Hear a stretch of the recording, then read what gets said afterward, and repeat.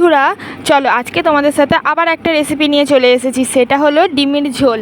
তো বাড়িতে সবারই ডিম থাকে, তো ভাবলাম চলো আজকে ডিম দিয়ে আলু দিয়ে পটল দিয়ে ঝোল করব। তো পটল ছিল না, একটা পটলই ছিল, তো তাই দেখো বানিয়ে ফেললাম ডিম দিয়ে আলু দিয়ে পটল দিয়ে ঝোল। তার জন্য প্রথমেই কড়া বসিয়ে দিয়েছি, দিয়ে আলু আর পটল কেটে রাখা দিয়ে ভালো করে লাল লাল করে আমি ভেজে নিয়েছি। নিয়ে ওই তেলের মধ্যেই আমি দিয়ে দেবো সিদ্ধ করাগুলো ডিমগুলোকে দিয়ে হালকা নাড়াচাড়া করে নেবো। আর হ্যাঁ, ওই ডিমটা একটু সাদা সাদা হয়েছে, কেন ডিমটা হাফ বয়েল সিদ্ধ হয়ে গেছে, তাই জন্য আর ভালোভাবে ভাজতে পারলাম না। তো দেখো এখানে আমি ওই তেলের মধ্যেই দিয়ে দিয়েছি পেঁয়াজ, আদা রসুন বাটা, লঙ্কা গুঁড়ো, হলুদ গুঁড়ো আর জিরে গুঁড়ো।